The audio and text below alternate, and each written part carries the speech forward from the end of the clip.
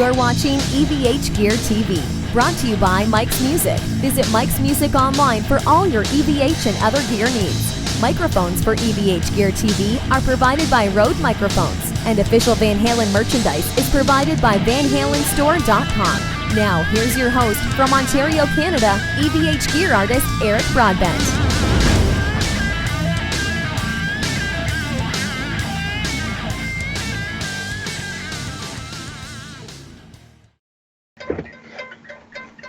Hey everyone, happy Sunday, EVH Gear TV. We're here live. I'm back with Jay Parmar. It's been a long time since I've had Jay on the show. How you doing, Jay?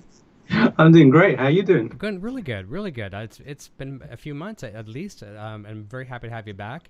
Nice little recap. We'll kind of catch up where we left off and talk some guitar and some lessons and all that kind of stuff.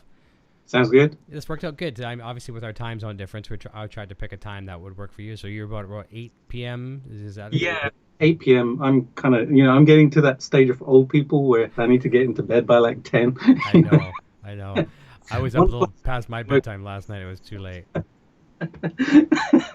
It's funny how that happens. It just kind of catches up with you eventually, and you think, I'll stay up till like midnight or something, and you get to like 11 p.m. and it's I'm okay, and 11:30. Yeah. By 12, it's just like, lights out, see you. Do you remember those days, we'd be, clubbing and gigging and stuff like that? You'd be coming home when the sun comes up and you're still ready to go? Absolutely, yeah. Well, it's young energy, I guess, you just... And routine as well. You kind of get into this routine of doing it. So your body's used to it, your mind's used to it, and you can just basically kind of just keep going. I know. You have to kind of, like you say, routine. You get into that routine, and I can't do it anymore either. I try to stay up and watch movies, late, whatever, and it's like 11 o'clock. I'm fading, and I'm trying to fight to stay awake. It's like, okay, let's just go to bed. The last time it actually happened was at NAMM when Craig Rundles, my buddy, and I had to go somewhere, and I'd been out for dinner. I'd gotten back around 10ish. I'd gotten his text around 10:30. Got to his hotel like about 11:15. Then we went somewhere, and we were there till like 4 a.m. or something. And then we got to 4 a.m. and I was like, dude, we need to go now. Before you fall right over. Because I was playing the next day for Kypro and stuff. So right. Then I got through the day on the Sunday, and was it Sunday or Saturday or whenever it was? But I kind of managed to get through it and stuff. So it was worth it, and I'll tell you that story a little bit later, anyways, because it was very worth it doing that. Speaking of which, Craig's in the chat right now. He's actually watching. He's watching right now. And I'm just gonna bring up my microphone level too. I was getting a bit of Does my mic sound okay to you? It does, yeah. Okay. Yeah, okay. Poison Ivy, let me know if that's coming through better. So speaking of Poison Ivy, we'll jump over to the chat. She says, "Happy Sunday, folks." Tony Fuentes is in saying, "Hey Jay, love it." Craig Rendell says, "Hey Jay and Eric, can't miss this one." Tony Fuentes saying, "Hey Eric." JD Gonzalez jumping in says, "Hi guys from Venezuela, nice day." So I think we did pick a nice time. This is good because we're aligning some time zones, and that's what Craig is saying too. He's saying finally a time that works for Russia. Yeah. Okay, so I'm just bringing this up just a hair more. So let me know if everyone thinks the sound is okay. I was getting some microphone issues here for a moment. So one of the things I want to jump into right off the get-go is just because I see this happen a lot.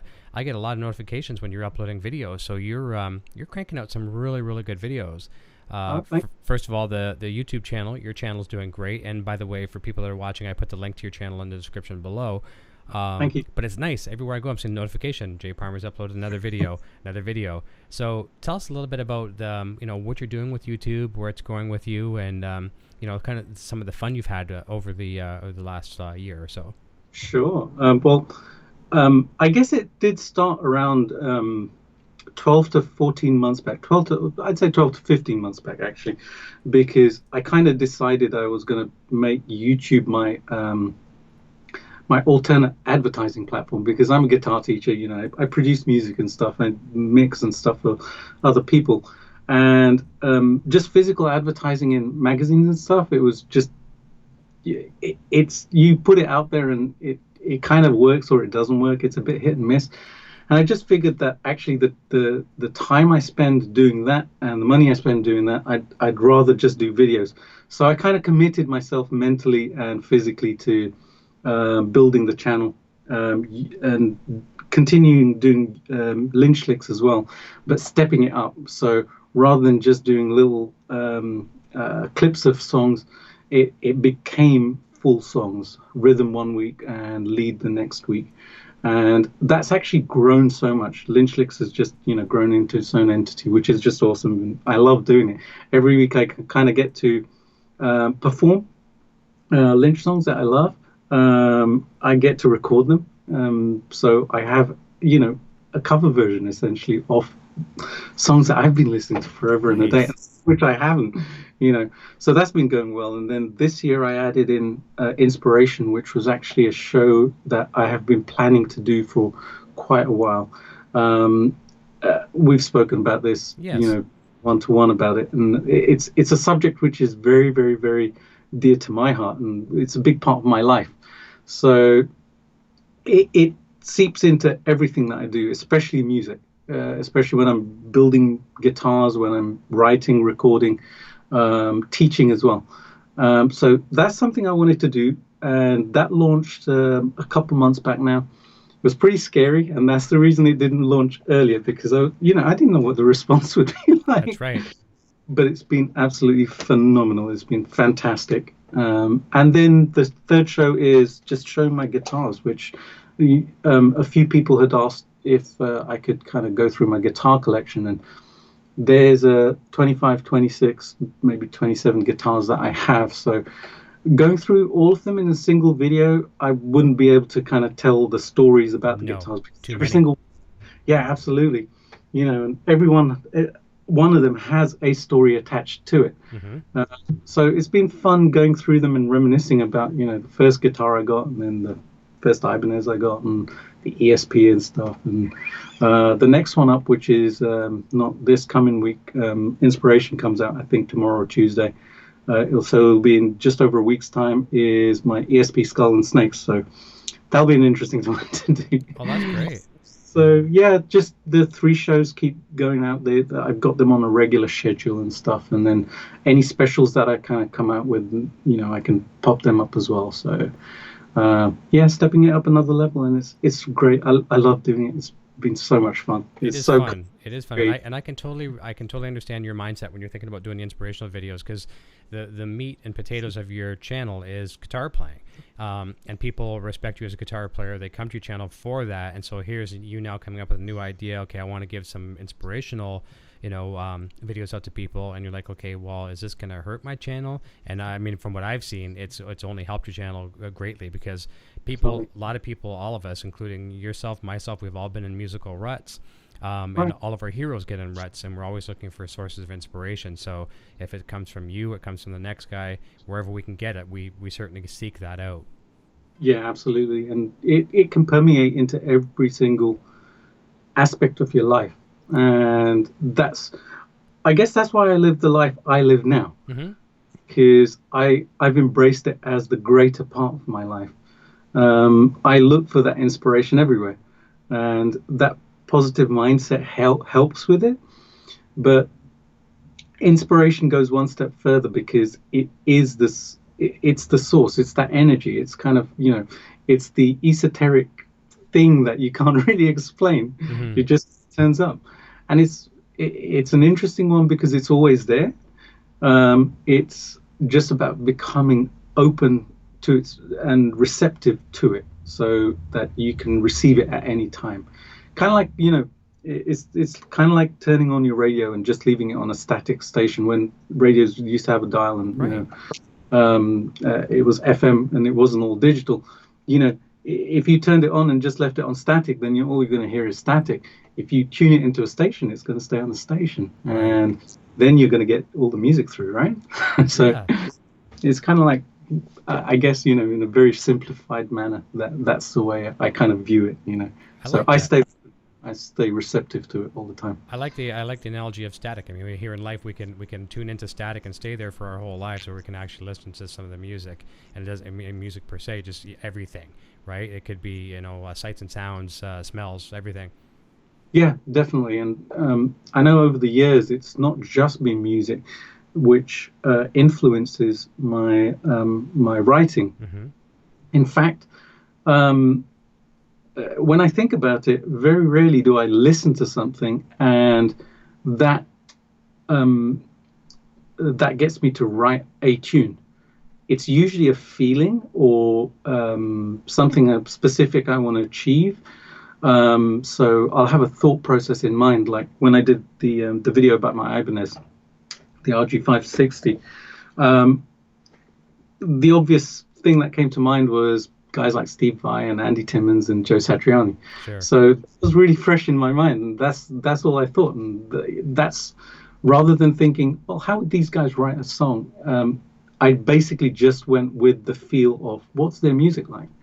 So it was even more nebulous than kind of saying, hey, I like this track and I'm going to do a version of this type of thing. Mm-hmm. So, it can just be that, and often it's just an image or a word or something like that. And, and this time it was the guitar. It was just looking at the guitar and saying, hey, I'm holding an Ibanez, so I need to play it in a specific way. And I strummed it. It had a certain tone, and it was like, oh, cool, I know what to do with this now, It spoke to you right there. Yeah, absolutely. It told me what to do rather than me kind of saying, I like that. Hey, I'm going to beat you into submission. Yeah. Yeah, it was cool. You know something, I want to see if you go this route as well too. We all of us here, and I'm going to jump to the chat in a second too and recognize some of the other people that just jumped in too, great guitar players in the chat. But we have all these guitars, and each one has its own special thing. And in my case, most of my guitars are all similar. They're all like the Wolfgangs and that style. So there's not a lot of variance, but you have a lot of variances in your guitars. Right. Now, we all tend to get something new, and we gravitate towards that guitar, and that becomes our main guitar, and you forget about the other babies. Now, myself recently, I've been grabbing every guitar around here and playing for a few minutes on each guitar. I'm like, oh, I love this one for this reason. Oh, I love this one for this reason. And not one guitar is the same, even though they're the same manufacturer, same style.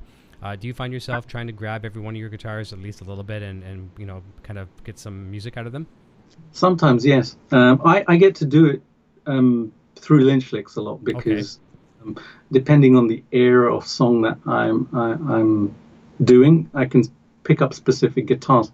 And most of my guitars are tuned half step down, and I've got a couple which are in just standard, concert pitch. So if I'm doing a song in concert pitch, which is a rarity, there's like 2 or 3 guitars which get to do that. The rest of the time, I kind of try and think of which ones I want to kind of use for the song, which ones I haven't used. There are some which I rarely pick up, like my ESP-M2, and I don't even know why I haven't picked that up. I guess there's just a lot of choice. In the studio, I've got a bunch of guitars all around me, and it's usually, all right, this one's hand. I'll just pick right beside you. But I've got the 3. I now have 3 which are my go-to guitars, which are this one, my Chapman ML1. Which tell us about the story on that one. I remember seeing how that would come to life. Tell us all about it. All right, no worries. So this one, the Chapman ML1 one, I'll give people a close-up. There's a whole video on this, by the way. Yeah, that's beautiful. And I'll show you the back as well, because the back has writing on it and all sorts of stuff. Anyways, so I wanted a Chapman guitar for a while because one of the things that I wanted to do with spirit dance guitars is what I call spiritualizing a guitar. So taking an existing guitar and giving it the treatment, essentially, that I would a spirit dance guitar. Now, Chapman guitars were perfect for it because a lot of the guitars, especially the old series, they were just plain wood. Okay. And as a basis to do the artwork, the burning, the crystals, and all the rest of the work, they just work perfectly. So that was one of the decision-making processes. I find Rob to be an extremely inspirational person anyways. He's somebody I watch on YouTube all the time. Rob and I know each other as well, so I kind of wanted to do it as a tip of the hat to him as well. Nice. Nice. So this was the first one, and I had the idea in mind, and the image actually that I put, the Hanuman image that I eventually put on there, it was different to the one I originally thought would go on there. And the whole reason for this is because Rob's thing is Monkey Lord. He was called the Monkey Lord, and he's used that. And Hanuman was in Hindu mythology is Lord of the Monkeys. Okay. So that tied into the whole image of the guitar and stuff. The other one I had in mind, which I'll do at some point, is I don't know if you got it in the US, but there was a Japanese show called Monkey Magic. Okay. Actually, I don't think I've seen it. I think when you had Jason McNamara, was it? Yep. From Ibushi Yep. Music? He did mention that. He did, yeah, right. And that was the show. I used to watch it as a kid. It was one of my favorite shows because the whole monkey theme and stuff. So that was another kind of idea I had. But this is the one I settled on because the image was just perfect. And when I bought the guitar, it was already modified with the pickups and the stain on the body. So took it and stripped it down. Did the artwork, inlaid the crystals, and these are deep inlaid into. Give a real close up of those. Oh yeah, so they're not just glued on; they're mounted inside. Absolutely, yeah. They're kind of A little bit or pocket. Yeah, and it's all on the video actually. If people want to go and check out the video, they'll see exactly how I do this because I basically trace around them, route out pocket, and then epoxy them into the pocket so that they stay there and stuff. Nice.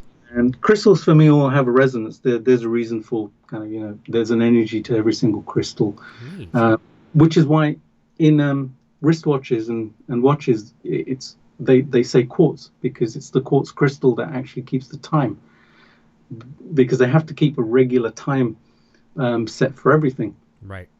Every single watch on the planet, right? And quartz basically resonates at a certain frequency, so more accurate than a traditional analog type of whatever. Absolutely, yeah. Because mechanics can vary just tiny bit, and if you're talking about time, across milliseconds at a time becomes minutes eventually. Exactly, yeah, totally.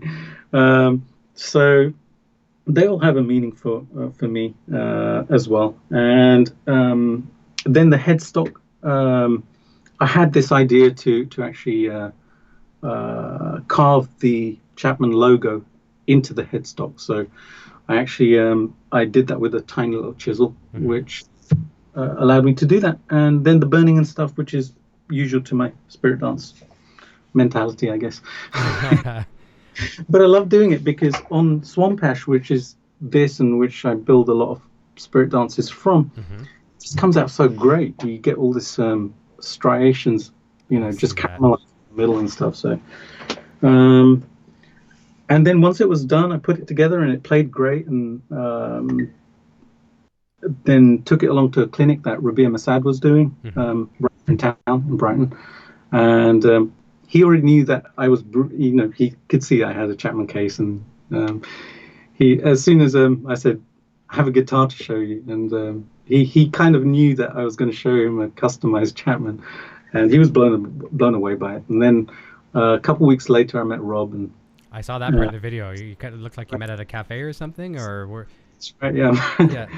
And he was absolutely stunned by it and stuff as well. And they were just, really, really nice about it. And he's probably very honored. I would assume, that you did such a tribute to him. Just the fact that you routed out the logo and the headstock is awesome. Yeah, and it was just an idea that came to mind. Again, it was one of those risks, just being open to it. I was looking at the headstock and I thought, well, what can I do with it? Hey, that's a good idea. Why don't I just chisel it out? Then, all the technical aspects of how am I going to actually do it, that I can deal with. You get the idea, now you got to actually execute it. I honestly think, truly my opinion is I think they should do that on some guitars, maybe his guitar, to actually physically route the logo into it would be very cool. Yeah, absolutely. And it just gives it that personal touch, it gives that 3D and stuff. And yeah, it's cool. So yeah, it's become one of my main guitars when I'm doing Lynch Lycks. Like I'm picking it up more often. One of the reasons is because of the pickups as well, the lace aluminum pickups, and they're coil split. I've got a push pull pot here. It's 5-way rotary now, so the tones I can get out of this clean amps overdriven is just it's ridiculously versatile. So everything from Telly to Strat to Les Paul to, you know, whatever you want.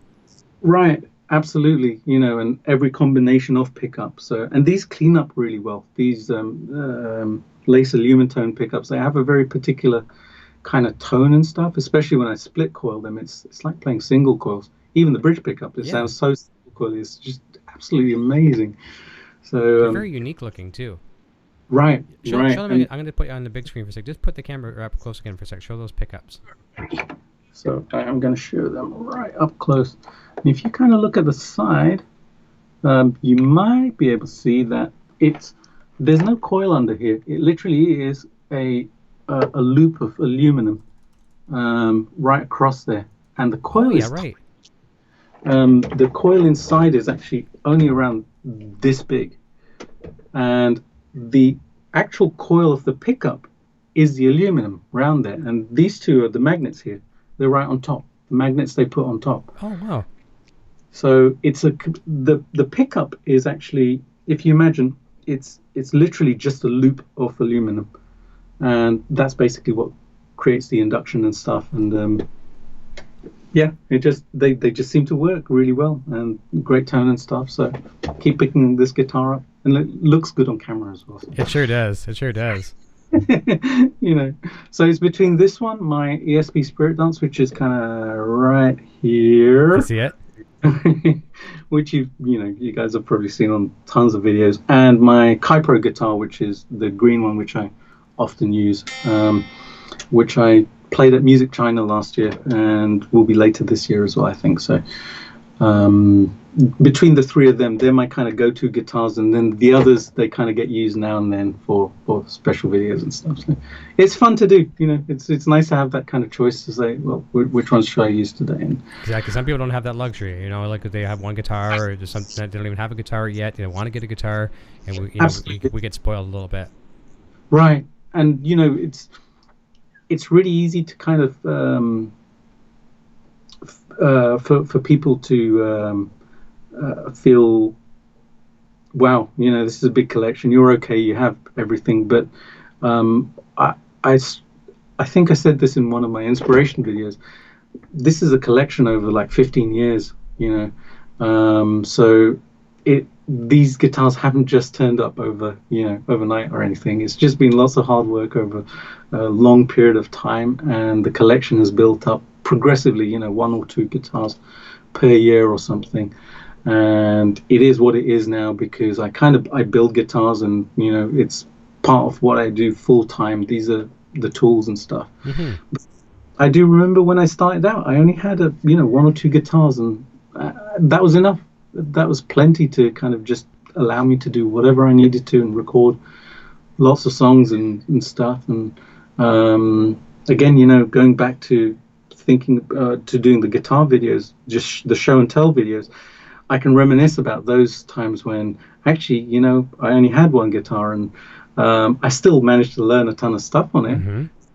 And then the second guitar came, and then, you know, I think it was quite a long time. It was like probably about 11 years before I had my next guitar after my second guitar. So, you know, I managed to do everything. And I guess that's testament to you can't let that be a barrier. If you haven't, you know, you can do stuff. You know, you can play, and it might be a little bit of battle, but you know, you can always kind of modify stuff. And YouTube's great for that as well. You can learn to do everything you need to make your guitar play and sound great. That's right, because it gets costly for some people to take it in for service, even just for a string change. Some people don't know how to change strings and tune it properly, or wind the strings. Absolutely. You know, save yourself some money. Watch some tutorials, and like you said, there's a million of them out there. Totally, yeah. And it's a good skill to have, because then, you know, you're always you're ready to do whatever you need to on the guitars. Mm-hmm. A restring, a setup, a quick kind of intonation, etc., etc. Exactly. It's just that process of just learning to do it. Yeah. And Losing everyone the fear of it too. That's the thing. A lot of us have the fear, the intimidation that I'm going to break it, and you might break something. Hopefully, it's not something on a very expensive piece. But if you break something, you learn from it. You save that for a rainy day when you're doing it the next time. And that also doesn't mean like once we learn how to do these things that we still don't take them to our techs and things like that. Right. We all have our techs that are the geniuses. We'll bring them to them and say, hey, do this. As a matter of fact, I had a guitar the other day that I can set up all my guitars, but there's just one particular guitar I have that I've exhausted myself on it. It's not playing horrible, but I just can't get it back to the sweet spot where I want it. So I'm going to take it in and get it serviced, just because sometimes a fresh set of eyes and hands and ears and skills can help on that. And techs have a different skill set. They kind of it's a really in-depth skill set that they have to do stuff, especially repair work, and their knowledge is what is really valuable, because we can spend hours kind of trying to figure out what's going on with the guitar. They'll probably they'll spend 30 seconds with it, and it'll be all right. I know what to do. Exactly. It's done. it's like driving your car. You hear knock, knock, knock, knock, knock, and you go to tell the mechanic, oh, it sounds like it's something in your axle. You know what I mean? Meanwhile, we're thinking it's something in the trunk, and it's who knows what it is, right? Absolutely, yeah. They know right away. Absolutely. Yeah. I'm going to jump back to the chat for a quick second to say hi to a bunch of other people that jumped in there as well. So JD Gonzalez was saying hi from Venezuela. Nice day. Craig Reynolds was saying finding a time that works for Russia. So this is a good spot, I think. Liquid Charlie's jumping in saying, hey, guys. Awesome. Yeah, good to have Charlie. And he's also saying, too, he says, yes, Craig, a good time that works for the UK as well, too. So that's nice. I might have to explore some of these things. I'm really trying to explore some things where to make it more convenient for everybody. So I'm definitely not out of the question of doing more of these in the mid-afternoons on the weekends, if you people like that. Awesome. Let me see. Craig says, even George said Jay could be his Dokken replacement. Really? That's awesome. So I guess if the master agrees with you, Tony, it must be true. Oh, yeah, Tony said Jay rules. So very, very cool. Thank you, Tony. Thank you, Tony. That's very cool. Liquid Charlie says, hey, Eric. Tony Fuentes says, scariness. Eamon Wise is joining, saying, hey, all. Poison Ivy saying, hey, Andrew. Oh, I scroll too fast. It always happens. I got to go back. Andrew. Where's Andrew Beal says, hi, everyone. Eamon Wise says, loving the custom Chapman. Of course, that's a beauty. Hey, here's our friend Pro Rock Guitar. Jim's jumping in. Awesome. Yeah, he's jumping in saying, hey, Jay and Eric. Hey, guys. Good to see you. Pierce Thomas jumping in saying, hey, Eric. Tony Fuentes, welcome, Jay. Welcome, Jay is moving up. Pierce Thomas, what's your opinion on Marty Friedman's playing? I'll let you handle that one. Oh, sure. I used to listen to him a lot back when he was in Megadeth. Love his playing. He's got a very, very unique style. It was just it completely popped out of all the other bands that were around at the time. So I used to love listening to the heavy stuff, but then hearing him coming with just his melodic lines and the very kind of Japanese influenced kind of culture and everything. Yeah, absolutely. Just a monster player, absolutely awesome. I heard a couple of his new songs a couple of days ago. I was watching him on YouTube, and just he's a fascinating player. Just an absolutely phenomenal player. He has a very interesting picking technique too, doesn't he? Do you notice that? You've ever noticed that he holds his pick? Yeah, like weird. Absolutely. He doesn't mute the strings either. He doesn't actually palm mute the strings. He everything is open, which is, again, it's just an incredible technique, because he manages to keep everything clean with his wrist down here. Yeah. Another guy who does it is Michelangelo Batio. Yes. He basically he's floating above. He doesn't actually use palm muting on the strings. So accuracy for sure. Then to obviously have to be accurate. Right. Absolutely. And just knowing how to do everything without having the noise ending up sounding like that. Like I would basically. Oh, we all would if we don't know that technique for sure. That's what we're trained as kids. Mute those strings. If you're playing two note chord, make sure you're muting everything around it. You know what I mean?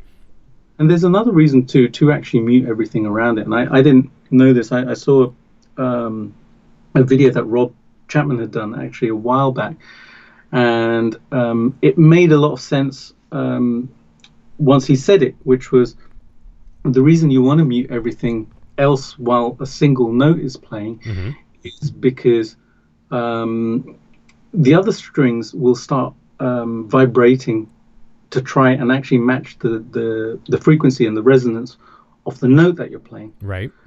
And because of the way the guitar is tuned, obviously that's not going to work every single time. You know, the E string and the B string are going to resonate at different frequencies. So you have this cancelling effect. Because the B string is going to try and match the E string, but the conflicting resonances are going to start cancelling each other out. So the sustain goes. So you actually get more sustain when you have that single note thing going on. And I completely understood that because I have a sitar in my studio. It used to belong to, well, it still belongs to my wife, Bindi. She used to play a very, very long time ago. And it's something I used on the Inner Road album that I did a good few years ago now. And that actually has 11 sympathetic strings under the main strings. Oh, wow. And they're actually tuned to a chord, to a scale, sorry, not a chord, scale. So you to like a C major or C minor scale. And the reason you do that is because the top strings, 2 of them are tuned to C. I think one is tuned to E.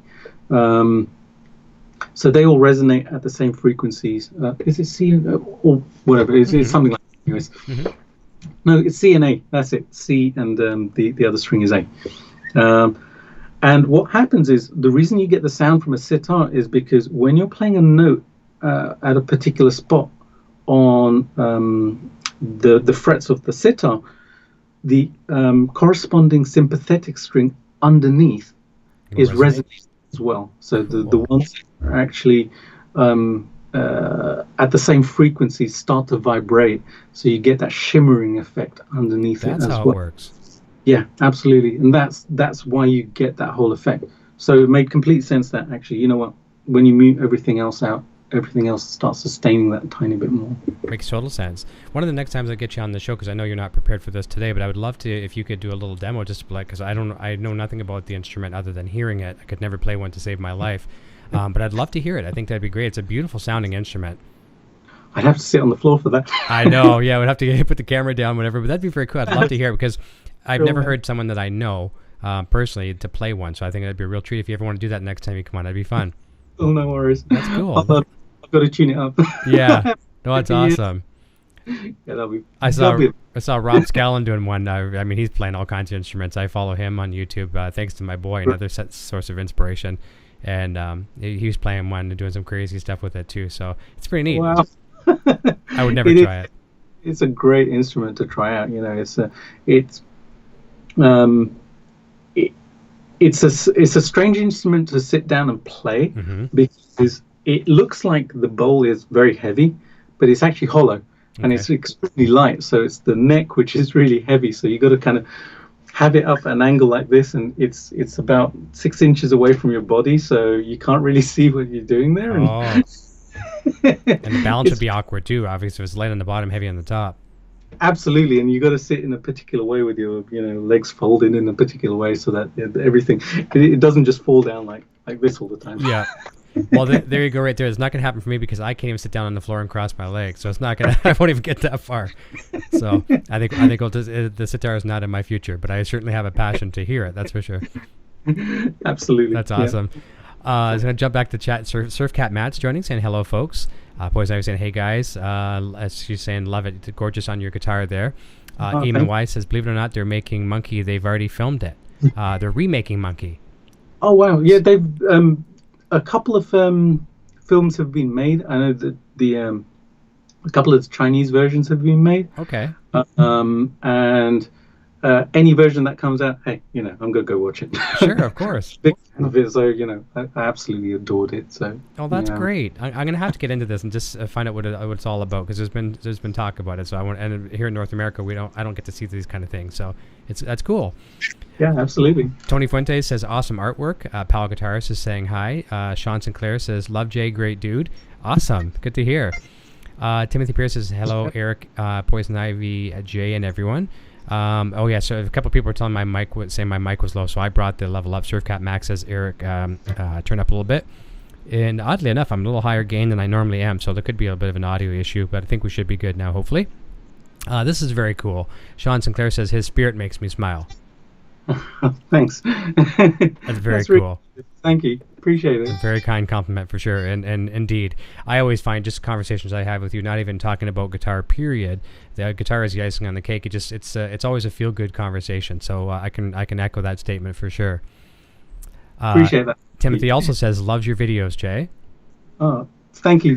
Awesome. Man, you're getting the great compliments. This is awesome. I love it. I knew there would be anyways, for sure.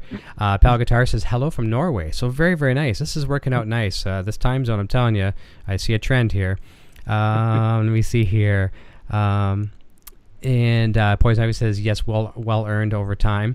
And Surfcat Matt says, I have gas too. And for some people that aren't musicians that don't know what we refer to gas as guitar acquisition syndrome or gear acquisition syndrome. Yeah, absolutely. You know, one of the things that helps, with the reason why you have so many guitars today and the reason why I have a nice little collection and a lot of us do, is because we finally say no to trading. So it's trading or selling. Oh, I want to get this new Les Paul, but no, I'm going to have to sell 2 guitars to get it or whatever. And we finally just stop. And where I have to thank for that is my Poison Ivy. She won't let me sell a guitar unless someone is going to die. You know what I mean? And even then, she'll say, find other means. So we keep them. And then you get the next one. And like you say, it's like a snowflake almost. It's just a couple of snowflakes. And over 2 years' time, you might have 1 or 2, maybe 3 more guitars, little tiny snowflakes that will collect. Next thing you know, you've got a nice pile of guitars and you didn't even really realize it. Absolutely. And that's how it kind of, over the last probably 6 or 7 years, that's how it's happened with me. It's just 1 or 2 here and there. And I didn't even realize until I kind of counted them. I think I counted them when I did the George Lynch 35 years video, which I released last year. And for part of that shoot, I wanted to use pretty much every guitar I had, especially the ESPs, because of the different eras and, George having different guitars during different videos and things. So I took them all up to the loft, and they were all lined up, and it was like, Jesus, did I really have this many guitars? Really? How did that happen? I just didn't realize. It's nice to see when you see them all together. Yeah, absolutely. It's the only time I've had them all lined up, and yeah, that was pretty cool. The Ibanez's weren't there, but yeah. It was a Lynch video, so it had to be the ESPs and Spirit Dancers. Of course. Well, nice little family photo shoot, that's for sure. Absolutely, yeah. Totally. I remember recently when Rob Scallon there, I mentioned him a moment ago, someone I look up to on YouTube. It's kind of a genius. It kind of frustrates me too because he can play everything so well. But he reached his million milestone, which is absolutely insane. And he had put out on social media stuff, what should I do for my 1 millionth video, whatever, or subscriber video. And I just replied back to it through a tweet, whatever, saying, play every instrument that you own. And he's got, he liked it, which was cool. I thought, oh, that's pretty awesome. But, he's got a lot of instruments. And then so he did that. And then, of course, Fluff there is his editor as far as editing the video. So he, they had some little banter back and forth. And it was like, hey, Fluff, you ready to edit a video for me today? Mix a video? And he's like, okay. And then he's like, okay. And he sends him all the parts, right? And there's like 6 million instruments on this thing. And I could just imagine there was some words expressed back and forth on that one. Right. It's fun to do. And I did that with one of my videos, actually. It's the Friedman Overdrive Everything on 10 video. Yeah, I saw that. I kind of decided, you know what, I'm going to try and use as many guitars as possible on this one. Yep. And it ended up like 11 guitars on it. So dime the pedal and use a bunch of guitars. Totally. Just an excuse to use as many as I could get my hands on. So why not? I just the solos and did a little bit here, a little bit there, then this guitar and then that guitar. And yeah. It's actually a good idea, and I'll tell you why I think it's a good idea. Number one, there's some people that we all get followers or people watching our stuff by accident, accidental discovery. And I'll tell you, I told you something off the air about that, and we'll talk about that in a moment, how a video of yours I saw today that popped up accidentally. But someone discovers you by accident. All of a sudden now they see all these guitars that they'd have to watch probably 30 videos of yours to see all these guitars. And they see them all in one shot. They go, oh, he actually has an Ibanez. He likes Ibanez too. Cool, I'm an Ibanez guy, or vice versa. And then they might subscribe to you just for that alone. Yeah, totally. And people can relate to having bits and pieces. So, and it's interesting how that works, because obviously it's the social media effect. People Exactly. snapshot and then they get interested and then they want to connect, which is just awesome. You get to connect with people right around the world, which is, I love that. And yeah. and tell me your thoughts on this. Like, it's always nice to be, if someone tells you, hey, like, you got some comments right now in the chat where that's great. They're saying great playing and things like that. And I'll get some comments. People say, hey, I love your playing on this, whatever. And I appreciate it. While I appreciate that greatly, what I really, really appreciate that really moves me and gives me the goosebumps. They'll say, hey, Eric, I really enjoyed that review you did on such and such. And I actually went out and bought that amp or that guitar or that pedal because you suggested it. And I was like, wow, that's where it really hits you. Yeah, absolutely. And that happened a lot with the Friedman videos that I did with the OD. Number of people that told me that once they watched my videos, they'd gone out and bought it. It was phenomenal. And it was great because it's such an awesome pedal. And they were really pleased with it as well, which, that's just fantastic. That's the icing on the cake for sure. Yeah, definitely. I'd have to say you're probably one of the champions on that pedal for sure. There's a lot of people out there demoing it, but right. What you've done with it, and you've done different things as well too, where you did that kind of the variacing effect to it and things like that. Right. I think you've kind of raised the bar for that particular pedal when it comes to the demo. So yeah, kudos on that one, man. I've kind of dug myself a hole though, so because when the Dirty Shirley pedal and the Buxom Boost comes out, I know it's the whole process again, and everyone's going to expect me to do it, but it's going to be fun. So I hear you. Now you've raised the bar for yourself. Actually, is what you've done, and that sucks when you start raising your own bar. Then you're like, okay, what do I do now? Yeah, that's always a good thing because that kind of it keeps me progressing. That's right. That's right. And it's something that I always look out for. Where am I this year? So when I kind of look at where I was 12 months ago and where I am now in terms of my playing, my channel, my business. I'm a full-time musician, so I've got to think about it as a business as well. Of course. And I want to keep progressing. I want to keep evolving.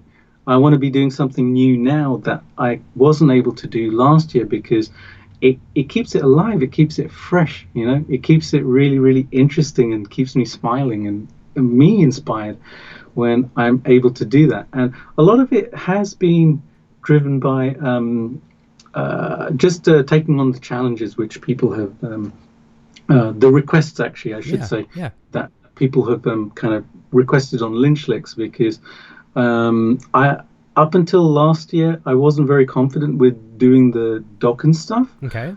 Not so much as the Lynch Mob stuff, simply because that when George was in Dokken, his fingers were kind of just flying around, and, all the trilly stuff. Which actually, Tony Fuentes is in the chat right now, right? Yes, he is.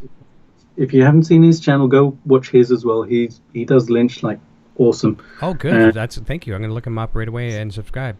Long pinkies, was just incredible. And I wasn't confident with that, and there were a bunch of songs on the list, and I was looking at them and thinking, geez, I got to learn these. But I'm so glad I did because my fingers still remembered how to do that from back when I used to do it in the 90s. And I was able to kind of quickly get back into it. And as the year has progressed, my playing's just gotten better and better as a result of it. Nice. And I'm always grateful for that because then, I feel like I'm evolving not just as a guitar player, but also as a musician, as a person as well. I'm understanding music a lot better. I'm understanding melody and kind of doing things that I wouldn't necessarily have even conceived last year, and that helps with everything. When I'm writing, when I'm recording for people, which I do, sometimes,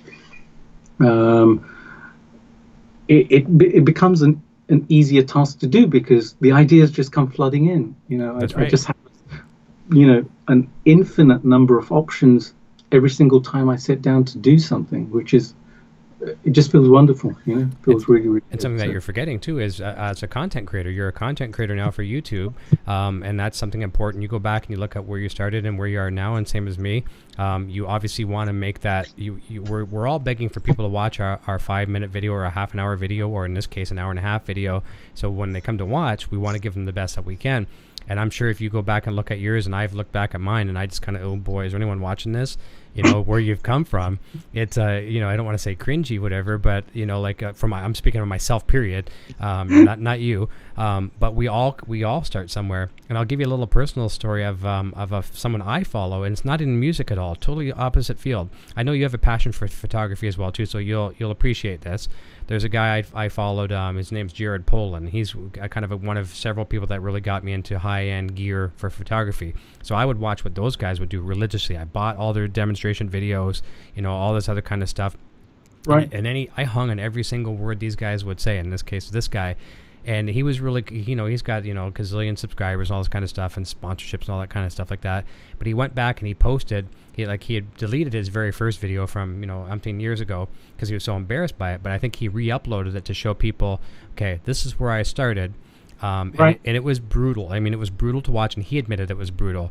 You almost felt like you felt nervous and sick for him because he was Right. like, he was out of breath, you know, and he was afraid of the camera, and he was showing camera lenses, and he was stammering on his words. And then you see him today, and he's got the most charisma. He's like a David Lee Roth on the camera, and he just looks like a natural. But he certainly wasn't a while ago, right? And you and I and all these people that do these things that we do, it's becoming that like that too. We started off scared of the camera. I still am nervous of the camera. I'm not going to lie, but not as bad as I used to be. So evolution is very, very important to keep people hanging on, to get new people, and to adapt that to all aspects, like you said, with the playing, with your life, with content creation, everything. Yeah, absolutely. And I'm in that same boat. You know, my videos are still up, which were the early Lynch Lycks. When I look at like season 1 of Lynch Lycks, you know, so rehearsed. They were like really short videos, but it took me an age to record each one and edit it, and then kind of try and make it look good and stuff. And then I'd, you know, if I got one word wrong, then I'd have to redo it.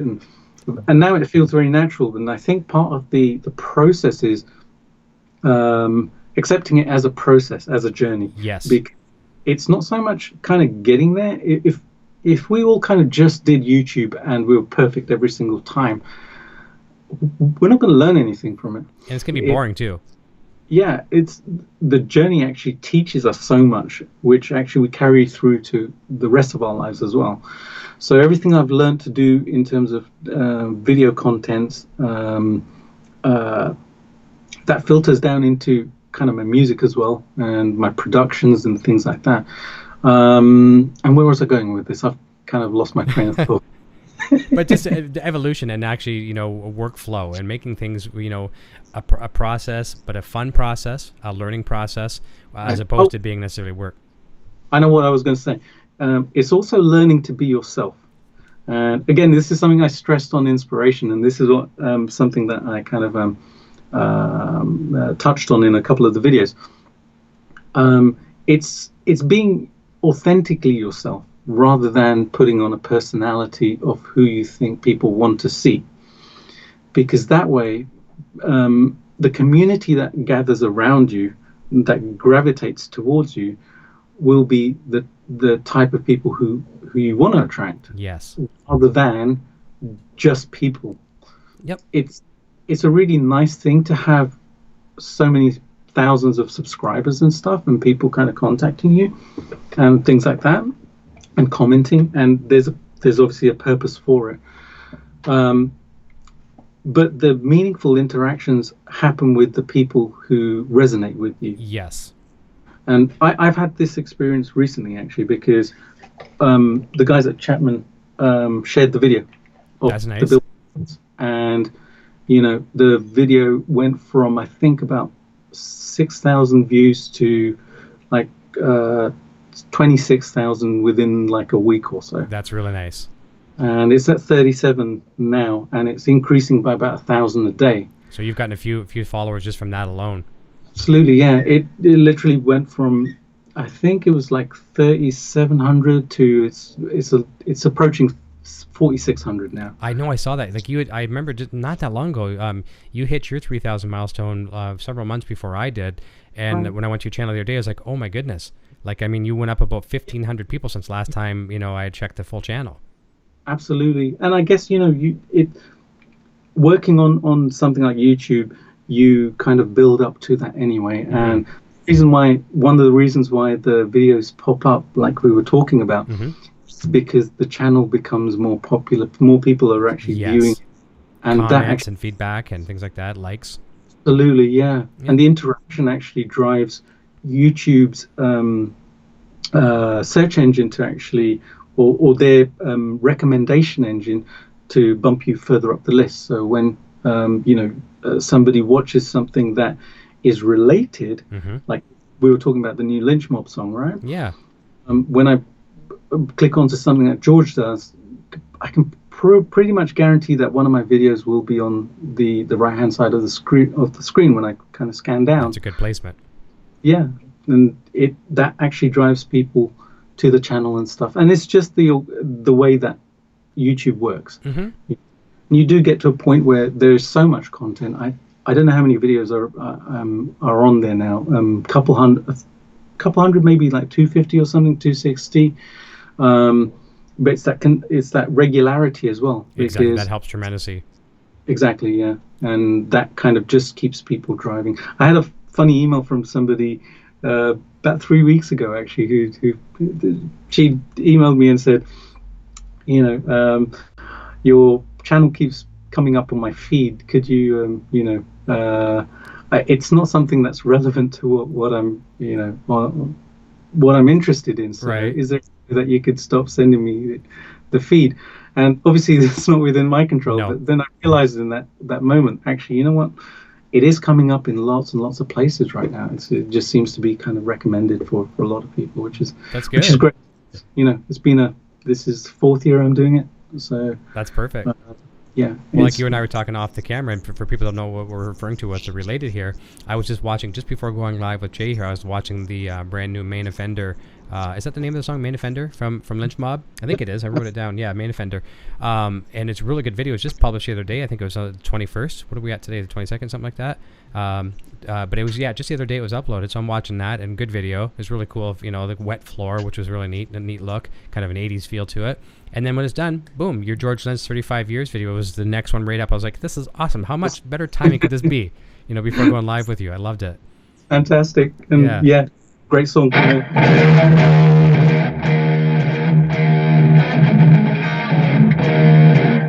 Great riff.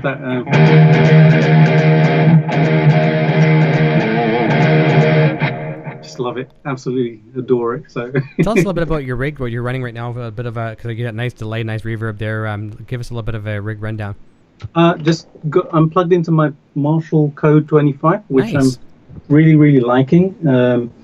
And I actually have it on a preset called EL34 Heaven, which is a plexi with a boost pedal and some tape echo and hall reverb on it. Nice. So, yeah, it works really well. I use it for my lessons and stuff, and then it's easy to kind of take into the other room and kind of a guitar amp and a cable, and that's all you need. Yeah, and it's got the effects built in, and it sounds great, and it feels great to play and stuff. It reacts really well. The software inside has been done by a company called Softtube. Okay. And they do pretty high-end audio plugins. So some of them I use for my mixing and stuff when I'm doing production work and mastering and stuff like that. Yeah. Mixing and mastering and things. They're one of the companies I use the plugins for and know how good they are. They're just sonically, they're just phenomenal. So I tried this amp out because a friend of mine wanted me to go and check out a Line 6 Spider 4 or 5 or the latest one anyways. So right. I did into town, and the Spider was okay. It was, it was just a little practice amp and stuff. And this was sitting there, and I said to the guy, can I plug into that? Played it, and it was like, wow, this is great. So I finally bought one this year. Nice. That's a 112 speaker? It's a 110, I think. 110. Yeah. So it projects really nicely. It's super loud. I mean, I've got the master at I don't know, it's just about one. So yeah, it's plenty loud. Well, that works very well. Probably could do a small gig with it. You probably could. You know, it's funny. A moment ago when we were talking about the evolution of how things progress. I'm not sure if Liquid Charlie's still in the chat, but one of the things we had talked about, and I don't want to put words in his mouth, but we had talked about sometimes when we do some of these videos, we'd spend 10 hours, 12 hours, a couple days doing a video, and I know you've been there. And sometimes you get these videos done. By the time you're done, you don't even like the video anymore. And thank goodness when we put them online, we get at least some decent feedback, and it makes it worth it in the end. But we all look at different ways of, shortening our workflow. Now, especially if you're doing a project for someone for money, the shorter amount of time you can invest in it and still turn out a good profit. I mean, not a good profit, but make a profit. That's rewarding. But there's times where you can spend ridiculous amounts of hours. You're not making any money on it, and a lot of these things we're not making money on them. We're just doing it for a demo or whatever. It can become a nightmare sometimes. And I know a couple things that have helped me tremendously. Working now on a Mac, which I love, as opposed to pretty much all my videos were all produced on Mac, but using the proper suite. Like I'm using Final Cut now. I know Charlie's using Final Cut. It's helped him tremendously. I was an Adobe Premiere user for years, and I love the product. It's a professional product. It's a great product, but just my workflow now and rendering times are so much better. I remember rendering videos on my laptop at NAMM, and there was zero sleep. It was around the clock rendering, and I was ready to take that laptop and toss it, over the balcony. It's just horrible. But I assume you're a Final Cut guy too. Absolutely. As a matter of fact, I've seen some of your screenshots, right? Yeah, I remember switching over to it because I was using Sony Vegas. Me too, back in the PC world, sure. Absolutely. Good piece of software. It is. But when I started using Final Cut, everything the workflow is so quick. And then, then you learn about the workflow as well. So it doesn't take you as long next time, as long as you've got your process down in your mind and stuff. So that's right. It still takes a little bit of time, but not as much as it used to and stuff. It still keeps a little bit fun when the project's all done. Right, absolutely. And then I kind of I let it render when I'm kind of, cooking my dinner or something. Yeah, exactly. Multitask. Don't just sit there and watch it. Go do something.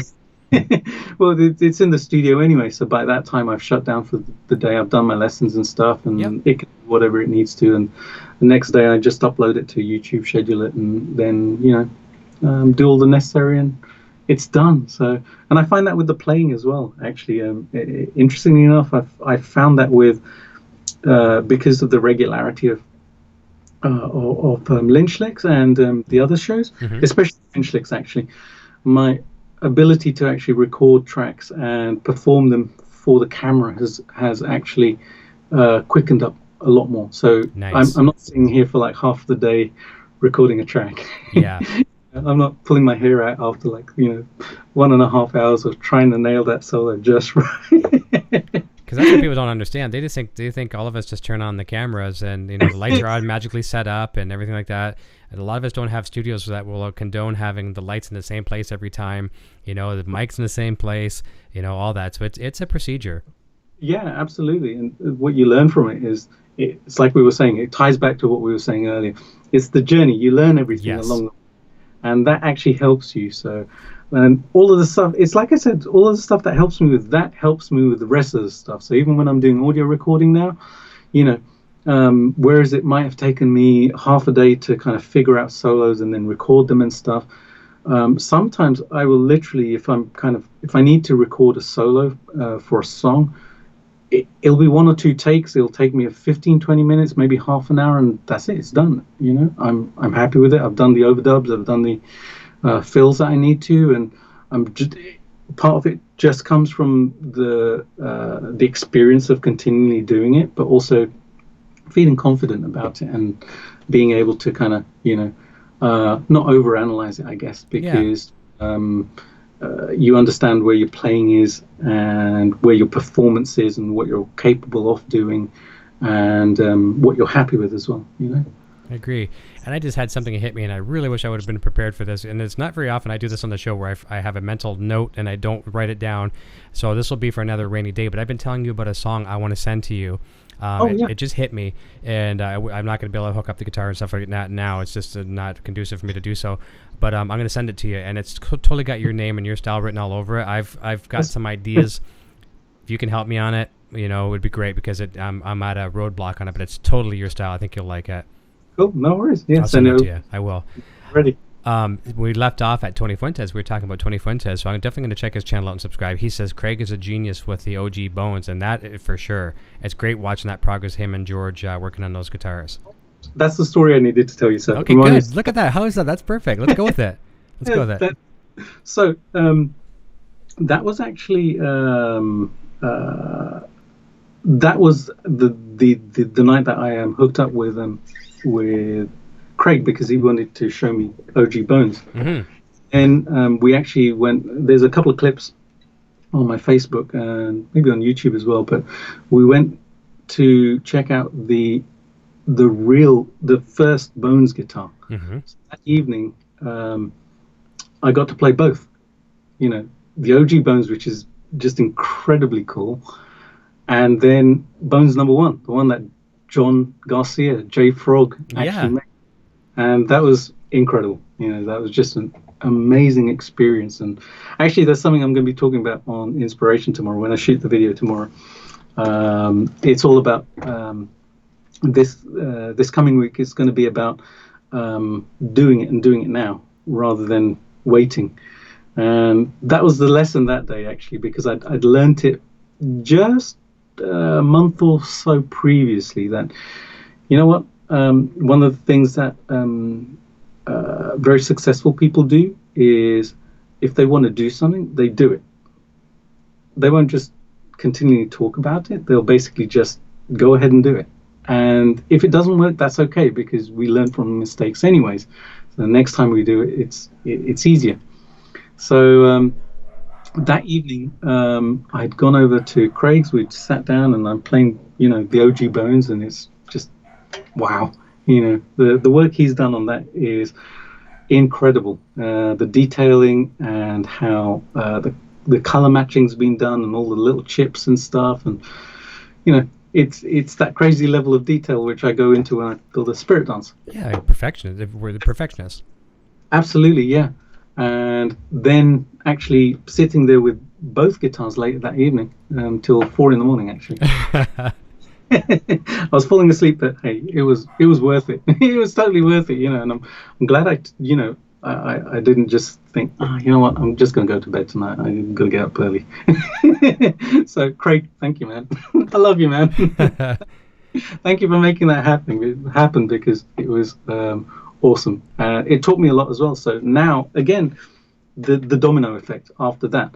If I want to do something, then I'll go ahead and do it, rather than keep thinking about it and contemplating it and planning it, and et cetera, et cetera. So I'll actually take that initiative to at least start it, and if it doesn't work, then I'm going to learn from it and then move on from it. You learn a lot more by trying and failing than not trying at all. That's for sure. Yeah, absolutely. Yeah, totally. Backward to the chat, Craig Reynolds says, "Thanks, Tony. They are labors of love, man." So for sure, and you can tell. Blue. I can't see if I can make Blue Image or something like that. Says hello from Adam in South Carolina. Love the show. Fantastic, thank you. All right, so we're gonna do we got a couple requests actually from EXMOR, and down below a little further down, I think I saw from Reza. So he's saying, "Hey Jay, play some Lynch tunes, please." The BE Overdrive is a monster. So what I'm going to do, how about we do this for a second? If you want to have a noodle for a second, I am going to hook up a guitar in a minute, and I'm going to turn the camera over to you. Why don't you play us a little bit of stuff and just have some fun? Sure. How does that sound?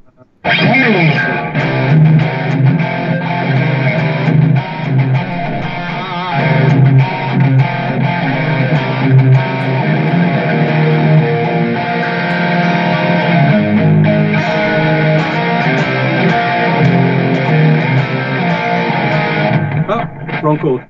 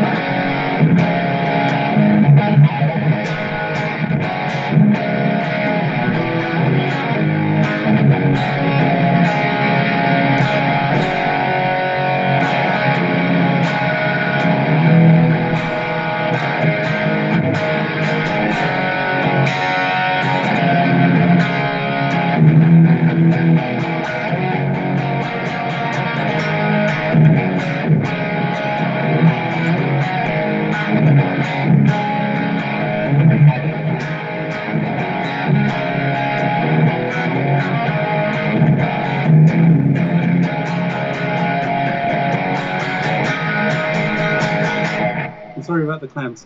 Love it. It's hard to believe that's coming out of that Marshall. A little Marshall like that, the code. That's great. It's great. It's such a great sounding little amp. It takes a little bit of tweaking because the speaker is very, very trebly. Okay. It has a little too much presence, so you got to tweak the presence and the resonance so that it doesn't go over the top and start. Yeah. Once that's done, it's fantastic. Love it. Oh, wicked. What I was going to show you quickly here, and I'm tuned up to. We talked earlier too about some guitars that we have, tuned down half a step or tuned up to concert pitch. I really only had one guitar in the house that I left at concert pitch. Actually, no, that's not true. Two.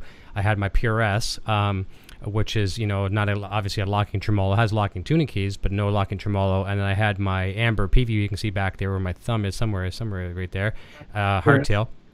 Yep. But I want, when I'm learning some of these lessons, I download and things like that.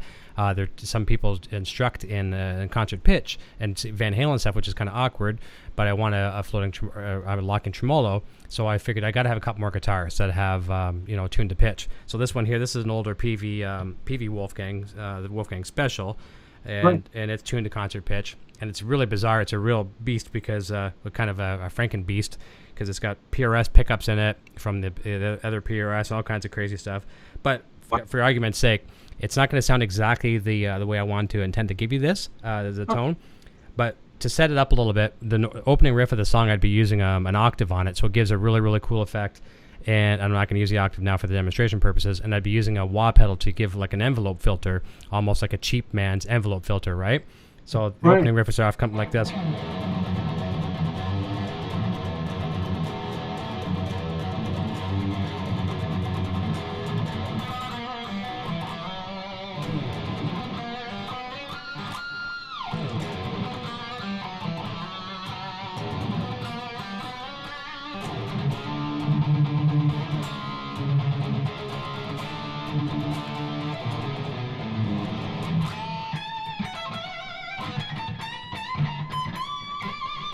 Then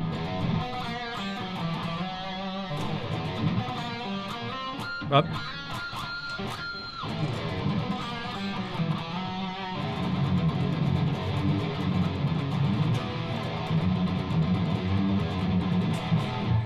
Something like that. So I want to give you that and see what you can do with it. That's got that that Mr. Scary vibe. Yeah, there you go. Yeah, that kind of that type of thing going on. That's so cool. Yeah, awesome. Thank you. And actually, there was a riff that started it, and that was very Mr. Scary-ish too. And I took it away because it was just too similar. But it's something like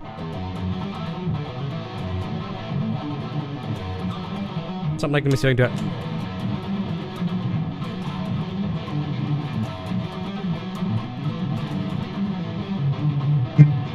Something like that. Yeah. And then I thought, you know what? It sounds too different, whatever. So I took it away. But using the wah pedal and the octave, it just sounds amazing. And then let that other part ring out. I like that. It's fun. Yeah, that's that kind of that melodic minor thing. Yeah. That type of thing going on. Yeah. I use a lot in my playing, so yeah, that will fit me down to the ground, I think. Oh, that'd be great.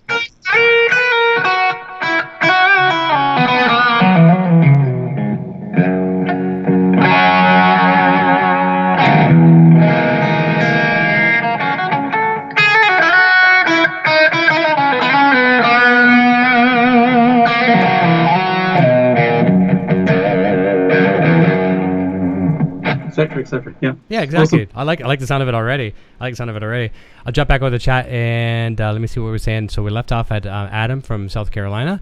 And a couple of people requesting you to play, which was perfectly awesome. Let me see. I scrolled too far again too, and it always happens if people start coming and I don't scroll fast enough. Then there's like 50 of them I miss. So Craig is saying he's using the Marshall 2203 plugin. Very, very cool. Where else did I miss? EXMR says just subscribe to their channel. Thank you. Tony Fuentes says Jay shreds. There's no doubt about that. Okay. Thanks, man. Oh, so Jay, EXMOR says, Jay, what are you using right now that looks like the Chapman and what amp? So that was the code 10. Is it the code 10, did you say? Code 25. Code 25, okay. And obviously the Chapman guitar, he says he recognizes the Chapman. Right. Very cool. Awesome. Let me see here. Soft Tube is great, Craig says, using their plugins with Apollo Universe audio interface. And that's where he's talking about the plugin. There you go. This is good. Even Wise says, a quick test. How many people are holding the guitar right now? 2, 3, 4, 5, 6. Richard Chick says, what's up, guys? Craig Rundle says, I'm holding my Fender Custom Shop Mom Scene tribute. We're not worthy of that one, that's for sure. Oh, cool. Awesome. Nice. Yeah. Beautiful guitar.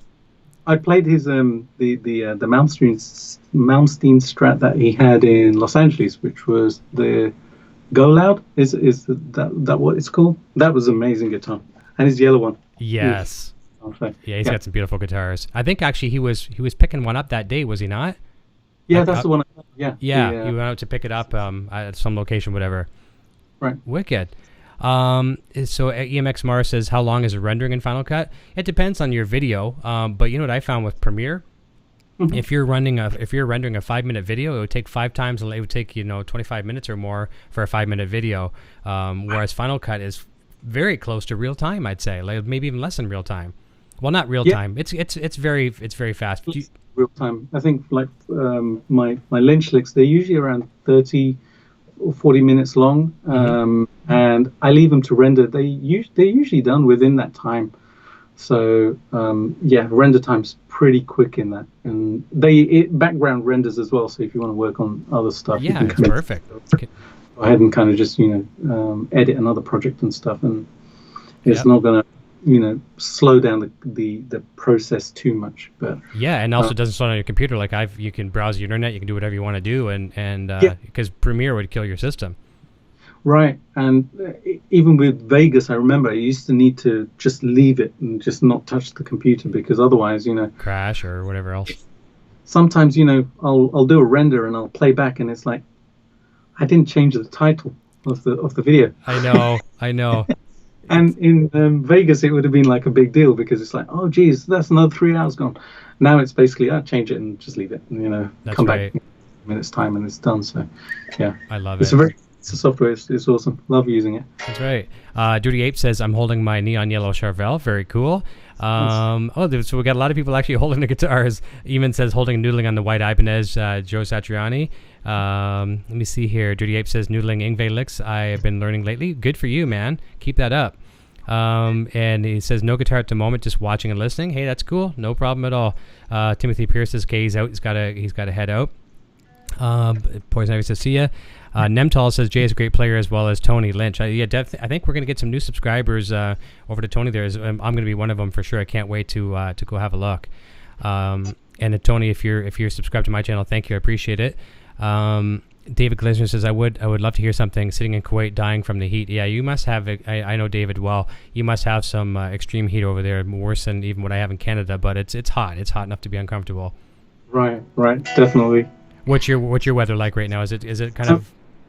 It's been warm, but studio, I have an air conditioner in here, because with all the computers and stuff running, it would just get ridiculously hot. I wouldn't be able to sit in here for more than 15 minutes. Too much.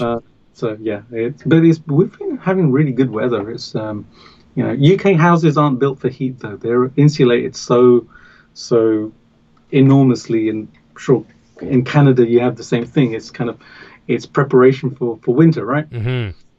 Which is great in winter, but hit summer, and I know this from last year when I was recording my playthroughs for Lynch Lycks up in my loft.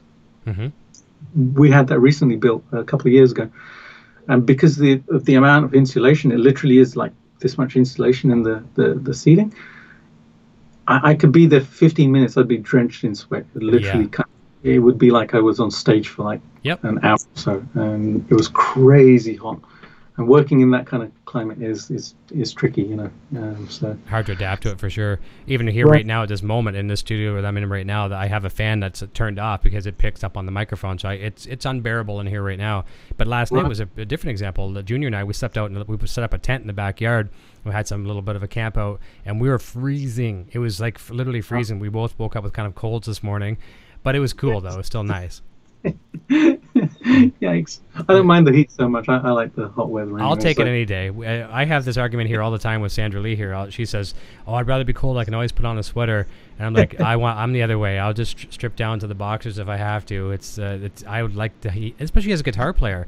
I like my hands to be warm all the time too. Right, absolutely. Yeah, it helps definitely. It sure does. I forgot my jeans one. Yeah, I have actually. I always carry these shreddies. Oh, what's that? They're called shreddies. They're like these little gloves, which okay, really helpful in winter because your fingers are completely free. And I learned this from George basically. Okay. George told me about these. There's one year I kind of, I think it was like 2009. I'd gone up to see him play at a festival up here in and we were just talking, and he says to me, "Do you have shreddies?" And I'm like, "What are shreddies?" What, cereal? Like, we have that cereal here in Canada called shreddies. Completely. And he shows me these gloves, and they basically just heat up your hand. So in winter, I sometimes wear them, while I'm around the house or something, because they'll very quickly kind of warm my hands up so that I can actually do some work. I love that. Now, can people buy those just about anywhere? Like, is it a common thing that they can buy? No, they have a website, so okay, just Google it. Shreddy gloves, and and the reason they're called shreddies is obviously guitar fingers players. So they're designed for like musicians and stuff like that. So I love that. Yeah. Great tip. Yeah, so that obviously, I mean, right now I'm not even really playing guitar, but my hands feel very comfortable because I'm dying of heat, but it's comfortable. It's a guitar hand temperature, which is nice. Absolutely. Yeah. Let me see here. Where did we leave off?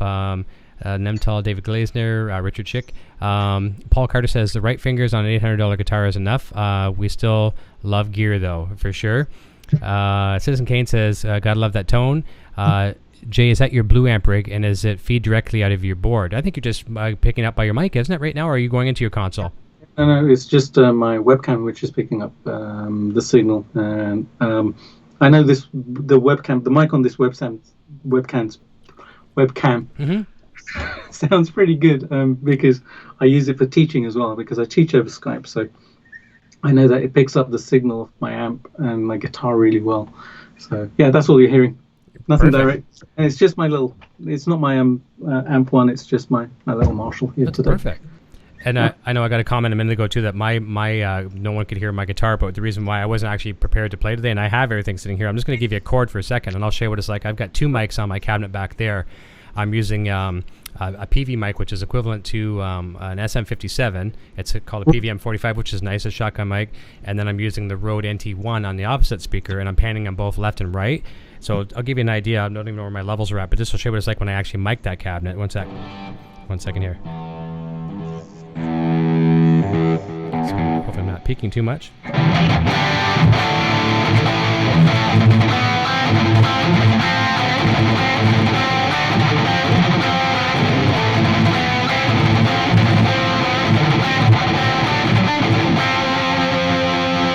Let me know how that. I'm not sure what you're hearing. Can you hear it in your feed at all?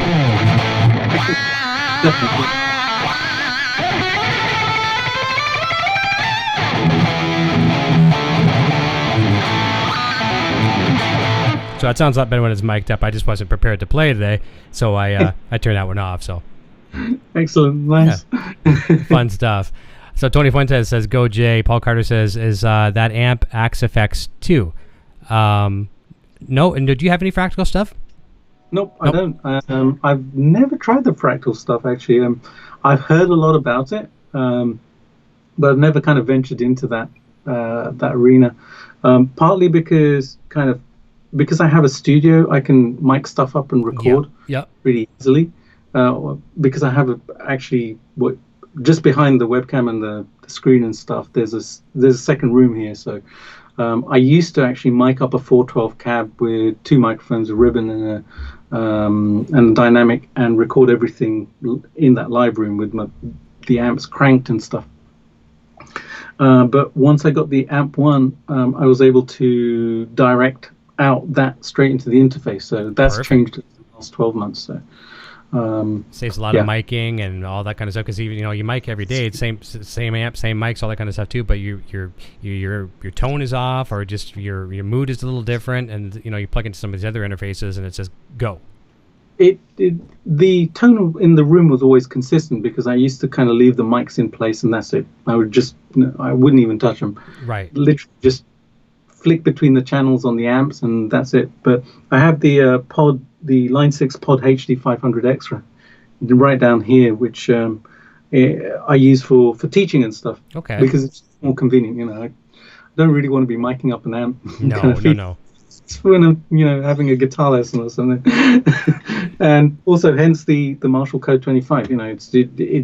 It's easier to plug into something like this than set up my whole kind of recording rig and have it going through Cubase with my delay and reverbs and etc. Yeah, exactly. Just makes it more convenient to do. But I've heard a lot of good stuff about the fractal stuff. I've never actually tried it, never plugged in, so maybe I should at some point. Yeah, I'm anxious to give it a try myself too. I mean, several of my friends have it. I had Mark Day from Fractal on the show a while back too, and he was giving us a demo. And man, I mean, he's a great player to begin with, but it was totally amazing. And here's a good comment too from Reza. He says, once again, it's a player who makes the instrument sound better, not the other way around. Awesome tone. And that's the case. That's the thing too. I mean, if you're a good player, you can pick up a $100 pawn shop guitar, and you could pick up a $10,000 custom shop guitar, and you're going to sound probably the same within reason. It's in you, right? Absolutely. Yeah. It's a lot of it is just what you do with the instrument and whatever you have with you. One of my favorite kind of clips about sound is in a movie called It Might Get Loud. Is that it? The one with Jimmy Page and The Edge and the guy from White Stripes, Jack White. Yeah. Yeah. No, I haven't seen that. That's worth watching because there's a scene in it which in which Jack White basically gets just a plank of wood. He puts a couple of nails, one either side, puts a guitar string, he basically just strings it up. I think he put a tuner on one end. Mm-hmm. Pick up underneath, and he plugs into this beat up old kind of, amp, some transistor amp, and he's playing away, he's playing slide stuff on a single string, and it's sounding amazing, Wow. So completely agree with that comment. Yeah, exactly. If you're kind of confident with what you're doing, there's some amazing stuff that comes out of the instrument and stuff. And it's about experimenting as well and just being happy with kind of your tone. I do like to have my delay and I only use a very, very tiny bit of reverb, but delay, I need that in my signal. That's my kind of comfy blankie. Me too. You heard it a second ago. It's I have a long delay on there, and I have two different delays. A short one somewhere around 350 milliseconds, and a rather substantially longer one. And I cannot go without that. If I had to have one pedal, it's like, okay, Eric, you can survive with one pedal, and that's all you get. It would have to be a delay. If someone said I could only have one pedal, I would have like an Axe-Fx. Yeah, yeah, that's cheating. Yeah. Yeah. Oh, okay. You can only have one pedal. You can have everything in one, but yeah, that's good. That's a good way though. Save that if you ever get that, genie magic wish. Exactly. You get one pedal, Jay. Axe-Fx. There you go. Yeah. That's awesome. What I would love to try out is the headrush pedal. That looks pretty cool. Seen a few people do demos on that. Pete Thorne did one. Tone King did one. Who else? I've seen a bunch of guys doing some good demos on that. Saw Rabir doing one. Rabir Masad did one recently, which was very cool. Sounds like a great unit, just a really kind of intuitive unit, and the touchscreen helps because it's basically kind of, we're all used to doing touchscreen. Yeah, nowadays, yeah. Yeah, it would make it's much, much easier. In fact, I control this amp via an app on my phone, so even when I'm teaching, I can kind of, dial in something. Yeah, and if it gets too loud, if the student is kind of, cranking the amp up. Mm-hmm. I like that. It's like a remote control. Yeah, I've did that with the positive grid stuff too. It's nice. It's almost like having a remote away from your amp. Right. Absolutely. Yeah. I like that. And it's so convenient to do. It's much, much easier to control everything via that. So yeah, that's a unit I'd love to try at some point. Right on. Nemtal says he's from PEI Canada, loves the show and all the guests. Thank you very much. I appreciate that. It's just off to the east of me a little ways. And Daktar says, did I miss the part where Jay talks about his modded axe? So yeah, that was in the earlier part of the segment. You can rewind that one here shortly and you can take a peek. So we had some volume issues. I wasn't prepared to play guitar today, so that's why I had some volume on the guitar. Let me see here. Citizen Kane, Daktar, that is a Chapman. He's Parmared. He did a video on it. I liked it. It's been Parmared. I love that. Yeah, there you go. Spiritualized. That's right. There you go. And Reza Khan says, nicely done, Eric and Jay. I appreciate that, Reza. Thank you. Let me see here. And EMXOR says, Eric, throw a mic in front of the amp. Actually, I have two. I have two mics back there. I wasn't prepared to play today. So what I'll do, maybe tomorrow or the next day, I'll go on and do another live jam, and I'll get some good sound for you back there. But I wasn't planning on it today. Reza says he's holding his modified 1992 Ibanez RT 450. And it's 2 a.m. for Reza in Bangladesh. You guys are keeping me up. All right, we're going to be letting you go very soon anyways as well, too. Nemtal says, rockin' show today. Island Winders, noodling on a San Dimas. Definitely want to get a San Dimas in the near future. I love the guitars. Because I love my EVH Stripe series, and I love that guitar so darn much, but it's, every once in a while I want to flick up to the neck pickup. There isn't one. San Dimas is like that guitar. With two pickups, so I want to get one of those. Gotcha. Doctor says some of the stuff that George has done recently with Michael Sweet is pretty awesome. Indeed. Yeah, there's a second album already done, I think. That's out next year. So I think Lynch Mob is next, and then I think he's got a couple of albums in the work. Yeah, that one's either being worked on or it's right on. I can't wait to hear that. Yeah. I'll talk to Michael about that because Michael's coming on the show here right away as well too. So I'll ask him about that album. I'm looking forward to having him on. Right. Let me see here. Actually, something I forgot too. I just had a message come in too. This was important too. I missed someone. There's a few birthdays today. What I wanted to mention as well too. So I want to start off by saying happy birthday to a good friend, Darren Moore. He's going to be coming over here very soon. We're going to be going up to a music store and shooting a video, which is going to be very, very cool. An EVH dealer. Going to have some fun with that. So happy birthday to Darren Moore. Happy birthday, Darren. Yeah. Happy birthday to this other guy. What's his name? Some people know him. He goes by the name of Slash. Right. Yeah. Nice. Sounds familiar. Yeah. Yeah. Sounds familiar. Some people know him. And a belated birthday. I wished it yesterday on the Facebook page, but a belated birthday yesterday to another huge, inspiring person, Mr. Jason Becker. Absolutely. Yeah. Amazing guy. Absolutely amazing. Sure is. Good friend of Craig's when Craig got to be there for his birthday last year and probably many times. Right. Absolutely. That's awesome. Very cool. So Nemtal says rocking show today. I mentioned that I think already. Let me see here. Daktar saying, and I know you mentioned this once, but let's throw it up there one more time. He says, what pickups does Jay run in that Chappie? I have lace alumitone pickups in this one. They're just a regular alumitone, not the death buckers as they're called or anything like that. They're just regular alumitones. So humbucker and bridge, and the two singles. Well, they're single coil size, but they split the kind of single coil sounds, I guess. Perfect. But, very nice. Yeah. Tony Fuentes says, I love Eric's channel. Been a subscriber of yours for a while. Such original content you share with everyone. Thank you, Eric. Well, thank you, Tony. That is, I'm greatly humbled by that. Thank you. Frank McNeil says, those hand heaters sound great. Can we buy them somewhere? Yeah, just Google those, the Shreddies. And if you end up with cereal, you've gone the wrong direction. So look, keep looking. That's he's saying they're also used by postal workers. Oh, right. Cool. Yeah. Awesome. That makes They're sense. Really good. I've worn, obviously it gets cold in the UK over winter and stuff, and I've worn gloves and stuff, but these heat my hand up much quicker than gloves, so I kind of have them under my gloves. So definitely worth checking out, especially if you're in a cold climate, you need to kind of heat those fingers up quickly. That's right. And I just noticed Sandra Lee posted the actual link. It's Shreddies with one D, Shreddies.com. Right. So she's got it. That's perfect for sharing that with us. Appreciate that. Yeah. Nemtal says, yep, Eric has a show for all us guitar junkies. I follow you and Tony and Jay and Craig Rendels. We're honored. Thank you very much. Thank you, man. Very nice. And Eamon Wise is saying better. I think he's talking about the sound quality when I turned on my microphones for the cabinet. That always makes a big difference. Thanks, Nemtal. Yes, Craig rocks big time. More vids from Craig.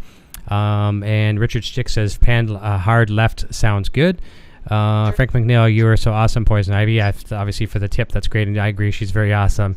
Hell yeah, man, from David Glazner. Let me see here. Much better, Rick. I can hear you now. Perfect. David Glazner says, heaven can wait. Man, that was fat. Jay Humphreys is jumping in. Hey, gang, sorry I'm late. And I mentioned him on the show the other day. You got to see his avatar. If you see, he's holding this really cool Wolfgang. I think it's a Wolfgang special. It's a black one. He had one of his buddies do a custom paint job on it.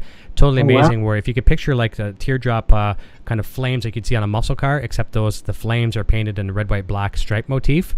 Right. So just an accent on the guitar. It looks so awesome. And he was thankful I mentioned that the other day, and I figured I'd just toss him out another mention as well because it's very, very cool. Look him up on Facebook and see if you can find his stuff. Russell Khan says Jack White is a genius, and I agree with that. I'm not a Jack White fan per se, but I totally 100% admire his geniusness. What he's such an innovative guy. He's going to keep vinyl alive, till the end of time. So very, very cool. So I agree with you on that. David Rand here, hour and 20 later. I'll have to rewind later. Yeah, for sure. Good. Take a look and rewind back. There's some good content for you from Jay for sure. Eamon's taken off. Got to head out, and we're going to be leaving here momentarily as well. Just want to try to say bye to everybody. Gary Z06 says, "Hey Eric and Jay, fantastic show. Holding my 1997 Ibanez Gem with ebony board. Love that guitar. I had one of those and I let it go. It's one of those trade deals. Nice. Hate that. That's a beautiful guitar, so enjoy it." Here's a nice compliment for you. Says this is from Jeff from Monroe. Says, "Jay, I've been watching your videos for over a year. You're the nicest and most genuine person. You are awesome, man." Oh, thank you, man. Appreciate it. Very nice. Really appreciate it. Very nice. Tactical six string is giving us the horns up, and Rando says, "Eric, the San Dimas does sound different than the Stripe." Yeah, I know it'll sound different for sure. Alder body and a JB bridge. I actually like it best for the red channel of the EVH 5153. And you know what I would probably do if I get that guitar? I'm gonna pop in a Wolfgang pickup in the bridge just because I'm so used to that pickup now. Yeah, and it's always nice to do that because then you're familiar with the tone of the pickup as well, rather than kind of to something else. I generally tend to do that with pickups, so this is an exception. The rest of my guitars have Seymours and various other things on them, so you get used to it for sure. Yeah, definitely. Yeah. And Jay Humphrey says, "Thanks, brother. It was a stealth special." So that's what it was. I figured it was a stealth or a special. And Rando says, "I watch Jay as much as I can." That's a good thing. Trust me, it's a good thing to watch. Thank you, man. Appreciate it. No problem. Well, listen, I'm going to let everybody fly here. We're going to jump off. I want to kindly invite you to come back next Friday. I've got a really cool cat coming on the show, Jake Morelli. He's a guitarist for Ed Sheeran and Bruno Mars. And wow. Yeah, we're good friends now, and we're together. We're endorsing that product, Idea Bench, the new pedal board system, right? And Pedal Snake, and working with Strymon as well for this kind of trifecta of gear. And I've been really anxious to talk to him about the board. And talk to him about his, he's got a really cool musical family. His wife is put it this way, his brother-in-law is Questlove. We all know Questlove, the drummer. I mean, phenomenal. But yeah, just is a real musical genius family, and he plays every instrument that's out there, so it's gonna be great. So I kindly invite you guys to come back next Friday. The following Tuesday, which is an oddball night for me, I've got Mark Kendall from Great White coming on. That's going to be a fun one as well. I've been a big Great White fan for years, and had the opportunity to open for them one time, which was awesome. So we'll talk about all kinds of good stuff that's happening there, and just we'll pop in and do some live stuff here and there randomly as well. It's always unpredictable on the show. So, but mainly important here today. Thank you, Jay. It's been an honor to have you back again, and I know the fans were really waiting for it. Thank you for having me back. It's been fun. It's been awesome. It has. It's good. I always learn a lot, and I always get in a good mood after I'm done talking to you, and I'll get off the air, and I just, the rest of the day is usually a good day. So awesome. Well, that's one of my missions in life, is to kind of share the kind of joy and happiness every day. So if I manage to do that every single day, hey, it's a good day at the office. That's good, man. That's good, and you're a good person to be around, and it's infectious in a very good way. So if people can just take one. I always try to find a takeaway from this show. And if today's example, having Jay on the show, if you just take a little bit of Jay's energy and use that positiveness in a good way, go make someone's day, buy him some flowers or buy a cup of coffee at the drive-thru ahead of them, and just do something nice for somebody, as opposed to throwing negativity, which is like a cancer. Just be nice to people. It goes a long way, and it'll make you a better person and a happier person too. I always remember a saying about anger as well, which is anger is like taking poison, but then expecting the other person to feel sick. That's a good one. So I kind of, as much as I can, I stay in this vibe, and so we have challenges and stuff. Sure, of course. I always bring myself to this center point, because hey, then that's what's gonna follow. That's gonna be my the vibe that comes back to me the next hour and tomorrow and next week and stuff. So yeah, stay positive, guys. I love that. Perfect. Thanks, Jay. That's a great way to end the show. Just for the last couple comments I'll mention, then we're going to jump off. Jay Humphrey says, have I mentioned that I love this show? Thank you. All right, appreciate that. Make me blush. All right. Dirty Ape says, thank you, Jay and EVH TV. No problem. XMR says, I'm saying these names so wrong. It's horrible, but great show and have a great rest of the day. David Glazer, thank you to you both. This was cool to sit in. Keep rocking.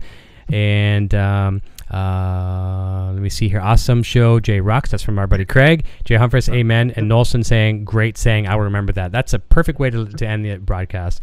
So thank you all so much for jumping in. Thank you, Jay. Jay, I'll say goodbye to you off the air, okay? No worries. All right. And we'll talk to you real soon. Everyone, we'll see you next week. Till next time. Hey, guys. Cheers.